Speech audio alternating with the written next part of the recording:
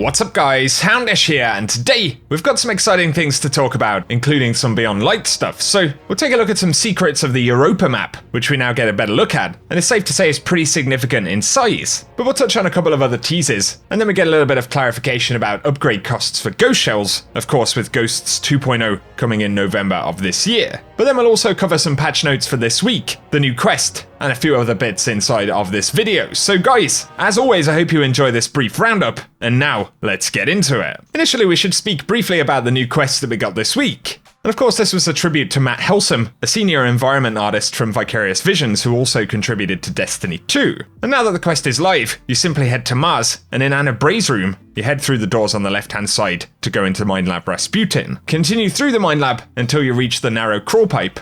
And once you head through there, you can immediately go to the right-hand side, where you can interact with the keypad. And you'll notice a No Hunters sign, as well as a hot dog sticker there. But also the keypad, if you look closely, has the characters MH for Matt Helsum on the left-hand side. Pretty neat little touch there. And once you interact with the object, you simply return to Anna Bray, and she'll give you a brief note called Memories of Helsum. It's pretty cool because they have incorporated him into Destiny's universe as a xenoarchaeologist, which of course is a pretty lovely sentiment, but his findings do further arm the Guardians with an exotic cipher. And if you didn't know, you can spend these on either an exotic at the Crypt arc, which you don't own, so if you need any of the quest exotics that Master Raoul has, it's a pretty useful shout, or you can spend it on Xur's secondary Fated Engram for chances at better rolls on exotics, or, of course, brand new stuff if you're still collecting from the Whirlpool. So, pretty neat little quest, and of course, cheers to Mr. Helsum for his contributions to Destiny. Now though, as we move into some other stuff from this week, as a heads up since we're tracking its progress, Interference this week was another repeat, so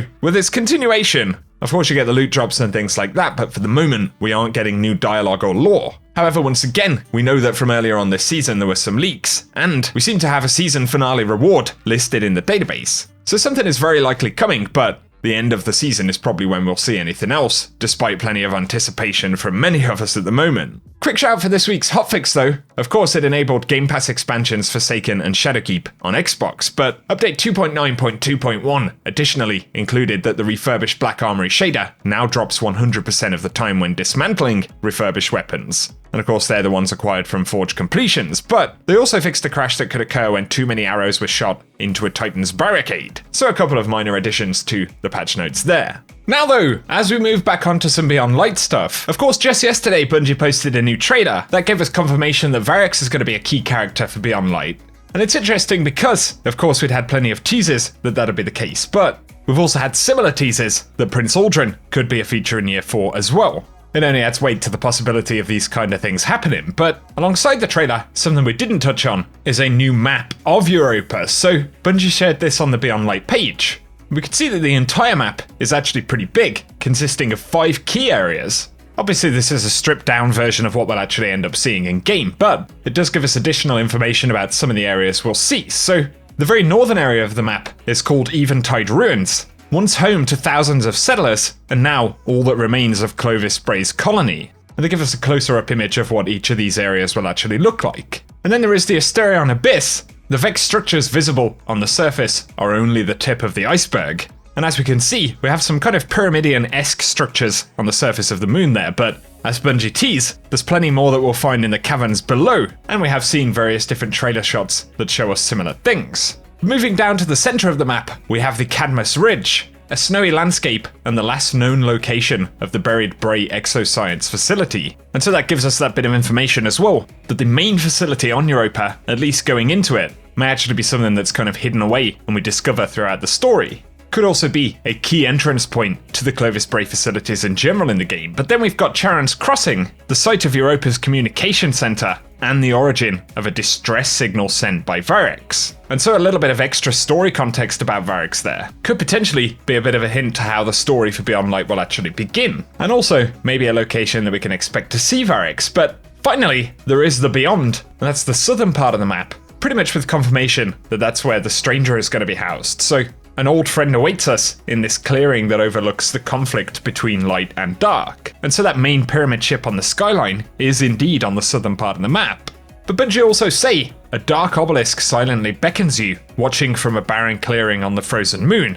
Those who came before you did not leave this place gracefully. The ruins of a once blustering cityscape tell a tale of ambition and loss, and somewhere between centuries of ice, lost Golden Age technology awaits your steady grasp. Seek the truth wherever it lies. And so it is going to be pretty exciting when we finally get to explore Europa. An additional interesting shout for the Europa map posted by Zoe VS is that if you compare the map overall with the one that was in the Cade's Treasure Island book as part of the Taken King, there is a map drawn in there that isn't exactly the same, but overall has a very similar outline to the core part of Europa that we're going to see in Beyond Light. So it's just a curious shout right there. Did Bungie actually craft these maps to look identical as a kind of massive long-running Easter egg right there? It's certainly an interesting idea, and I guess if we find any Cade stashes there, it could potentially prove the theory correct. Who knows? He could have even hidden a Hawkmoon away or something like that. And of course, that is a weapon that's apparently going to have a quest for Beyond Light, as well as reworked perks and things like that which we have yet to learn about. Thunderbeatage on Raid Secrets did point out that we're quite possibly seeing an exotic sword on the back of the Titan in the background here, sharing a pretty striking resemblance to a couple of Golden Age exotics that Bungie teased on the Beyond Light page a few weeks back.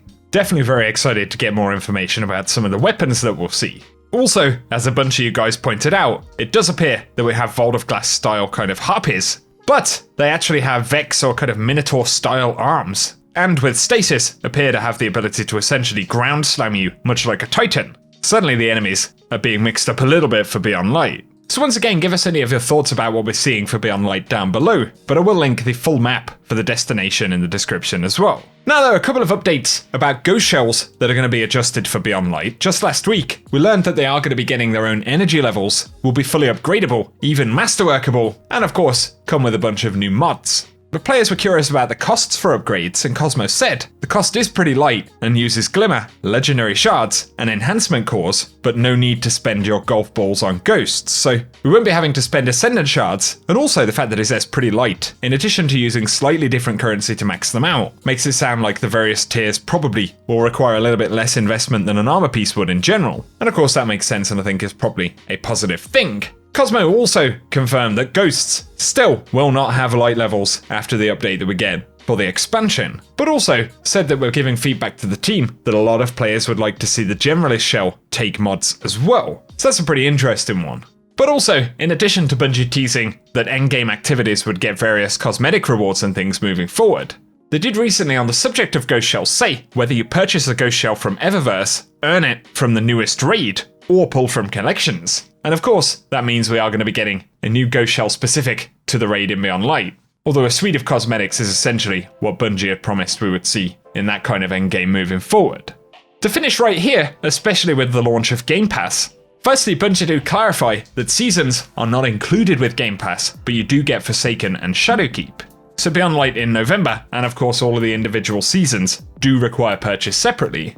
Once again, it's worth mentioning that Clan XP currently isn't working in the game, and this was due to a bug caused by the season extension, but DMG confirms that Clan XP will be back on the menu on November 10th. Very final thing to mention right here, but Destiny Roundup highlighted a Google document from JC that lists all of the information we have about Stasis, the various different perks, upgrades, grenades, and stuff like that for all of the different classes. So if you wanted a bit more of a technical look or overview of what we're actually going to be getting, it's a pretty cool spreadsheet to take a look at, and I will link that one down below. But for today, guys, that's everything that we've got to talk about in this video. So as always, I hope you have enjoyed it. And if you have, feel free to drop us a like rating down below. Also, be sure to get subscribed. I'll be keeping you posted with all the news, content, and that good stuff here as we get closer to Beyond Light. But otherwise, thank you for tuning in, and I hope you all have an awesome day.